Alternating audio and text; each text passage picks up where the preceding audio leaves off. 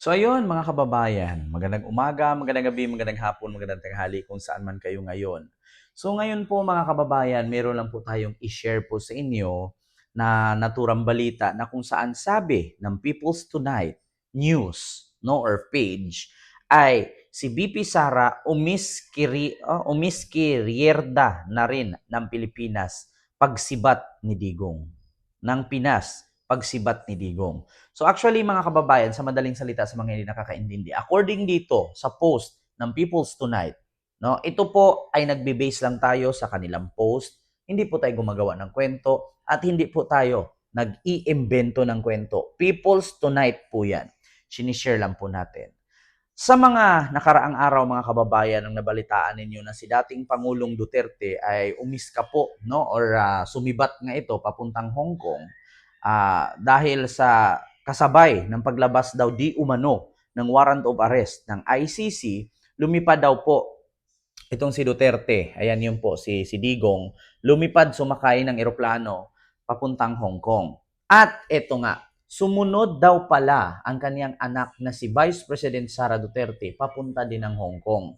So according dito sa nakasaad na post ng People's Tonight, bandang 10 ng umaga, bandang alas 10 ng umaga ngayong Sabado, Marso 8, nang umalis ng bansa si impeached Vice President Sara Duterte patungong Hong Kong. Ayan, lula ng Philippine Airlines flight number PR318 mula sa Ninoy Aquino International Airport na iya Terminal 1 ayon sa pagkakatiwalaang source. Ang parehong source ang nagkumpirma sa pag-alis ni dating Pangulong Duterte sa Davao City noong bandang alas 9 ng gabi, Marso 6 patungo sa Maynila sakay ng Philippine Airlines flight number PR2829 at dumating sa NAIA ng Terminal 2 makalipas ang 2 oras. Oo, at mula sa Maynila, nagbiyahe patungong at mula sa Maynila, nagbiyahe patungong Hong Kong ang dating Pangulo ng alas 8:42 ng umaga noong Biyernes, Marso 7. Napaulat ang magkasunod na pagbiyahe ng mag-ama papuntang Hong Kong sa gitna ng espekulasyon ng umano'y paglalabas ng International Criminal Court or ICC ng warrant of arrest laban sa dating presidente. Ang Hong Kong ay isang administrative region ng People's Republic of China na sinuportahan ni Digong noong siya ay nakaupo pa sa Malacanang. Naku po. Si Digong ay nahaharap sa kasong crimes against humanity dahil sa pagpatay umano ng libu-libong katao kabilang ang drug personalities sa war on drugs ng kanyang administrasyon.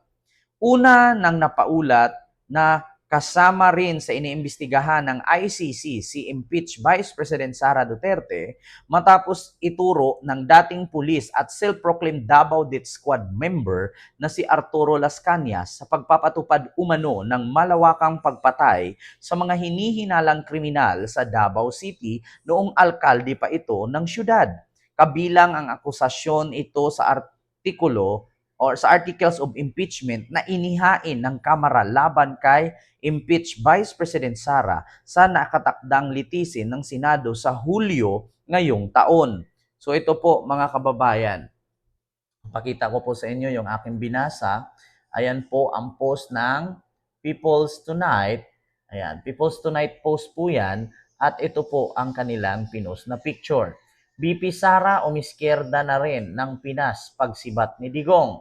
So nakalagay dito, kasunod ng pagkalat ng litrato ni dating Pangulong Rodrigo Duterte ng pasakay ng eroplano biyaheng Hong Kong, napaulat na nakaalis na rin ng bansa papuntang parehong lugar ang anak niyang si impeached Vice President Sara Duterte ngayong Sabado, Marso 8 sa gitna ng espekulasyon ng paglabas ng arrest warrant ng ICC laban sa mag-ama. So, sa mga hindi po nakakaalam, no, gusto ko lang pong i-clarify, wala pa pong official statement, no, ang International Criminal Court na naglabas sila ng arrest warrant laban sa dating Pangulong Duterte patungkol sa crimes against humanity.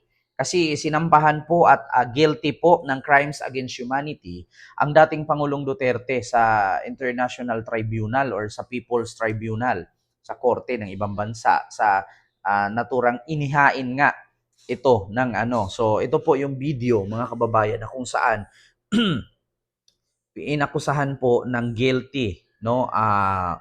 Ito po Duterte, pakita ko sa inyo mga kababayan ha. Guilty. Guilty ICC. Ayan, wait lang. So ito lakasan po natin. Ayan po. The defendants Duterte and all other defendants are guilty. And all other defendants are guilty for crimes against humanity, war crimes, and violations of law and legal instruments referred to in this indictment. This is the verdict of the International People's Tribunal against President Rodrigo Duterte.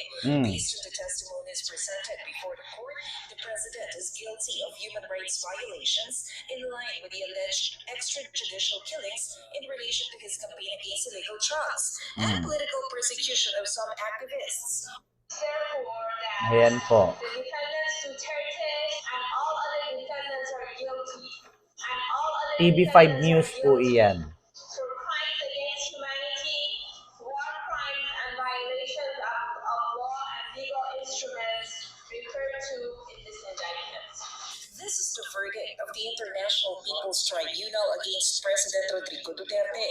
Based on the testimonies presented before the court, the president is guilty of human rights violations in line with the alleged extrajudicial killings in relation to his campaign against illegal drugs and political. So napanood nyo po mga kababayan, yan po ay mula sa One News PH na kung saan ito po ay isa sa ng TV5. So nakita nyo naman po at balitang-balita po na hinatulan pong guilty against crimes against humanity ang dating Pangulong Duterte. Kaya kasunod po ng naturang balita ay ito na nga. Inilabas po dito na ang dating Pangulong Duterte ay tumakbo nga papuntang Hong Kong at sumunod na din daw po di umano ang kanyang anak papuntang Hong Kong. Kaya mga kababayan, kasabay po ito sa pag-ulat ng paglabas ng arrest warrant ng ICC laban kay dating Pangulo, sumibat daw po ito ng Hong Kong. So, nagkataon lang po siguro, ang sabi kasi dito mga kababayan, na ang dating Pangulo at ang kanyang anak na si impeached Vice President Sara ay meron daw po itong rally na gaganapin patungkol sa eleksyon kasi actually this time is midterm election na po sa Pilipinas at gaganapin nga po ito ngayong Mayo at ngayon pong buwan na to ay Marso na po. No? So March, April, May, 2 months na lang po ay eleksyon na. So kasabay din po ng kanilang pangangampanya di umano, pupunta daw po sila ng Hong Kong kasi mangangampanya nga daw di umano. Oo. So nagkataon lang po na nagkasabay ang di umano'y paglabas ng warrant of arrest ay sabay din pong lumipad ang mag-ama. Sumunod nga daw po di umano ang anak. Nung nakalipad ang ama, sumunod ang anak. Oo, so yun po ang binalita ng People's Tonight.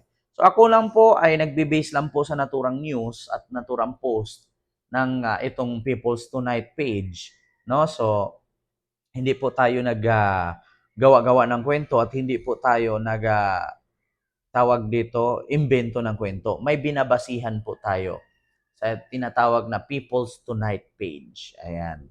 So, yun naman po mga kababayan, klarong-klaro naman po na umiska po na din po pala ang anak ng dating Pangulo.